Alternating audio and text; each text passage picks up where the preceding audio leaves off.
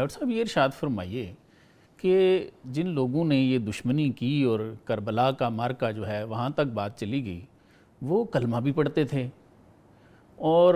کلمہ پڑھنے کے ساتھ ساتھ وہ اپنی دشمنی میں اس حد تک آگے بڑھ گئے کہ انہوں نے نبی کا پورا خاندان جو ہے اس کو تہ کر دیا۔ سر جی بے شک، کیا فرماتے ہیں سر؟ یہ حالانکہ قرآن پاک نے بہت ساری آیات میں اہل بیت کی عظمت کا اور ان کی محبت اور مودت کا ذکر کیا۔ جی جی، رسول اللہ صلی اللہ علیہ وسلم نے اپنی احادیث پاک میں بالکل ایسے عملاً حضور نے محبت کر کے دکھائی اپنی آل کے ساتھ۔ ایسے صحابہ کرام قرآن رضوان حدیث اللہ دونوں علیہ گواہ ہیں اس پہ، جی بے شک، بار بار کلام صحابہ آتے ہیں۔ کرام نے بھی حضور کی آل سے محبت کر کے دکھائی، اس کا اظہار کیا۔ جی پھر رسول اللہ صلی اللہ علیہ وسلم کی وہ حدیث بھی ہے، حضور نے فرمایا کہ من احبنی و احب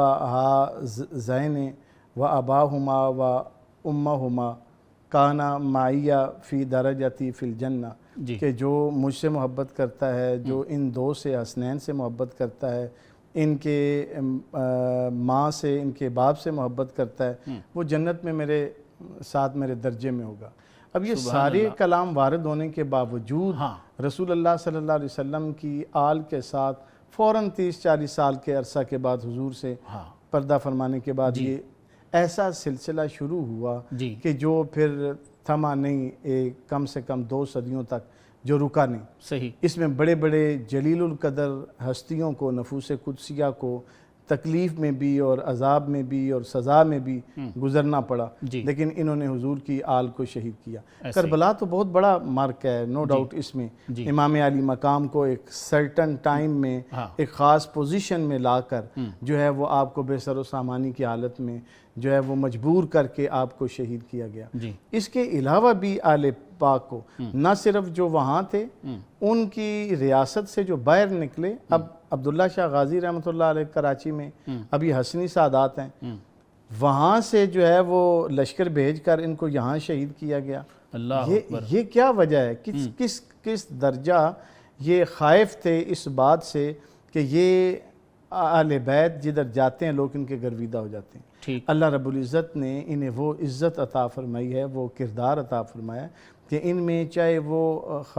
خواتین تھیں یا چاہے ان کے وہ ائمہ اہل بیت تھے، یہ جہاں بھی جاتے اللہ رب العزت نے ان کو عزت عطا فرمائی تھی۔ جو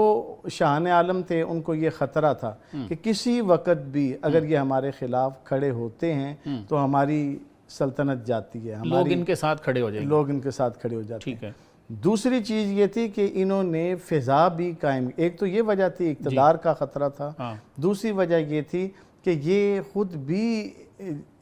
جیلس تھے اس بات سے،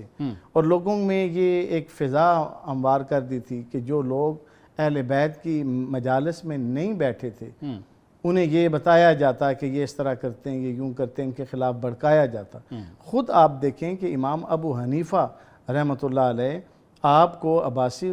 خلیفہ نے اپنے دربار میں بلا کر کہا کہ امام جعفر صادق آ رہے ہیں تو ہم ان سے آپ کا مناظرہ کروائیں گے، اور پھر جب آپ کی علمیت کے آگے وہ ٹھہر نہیں سکیں گے تو پھر ہم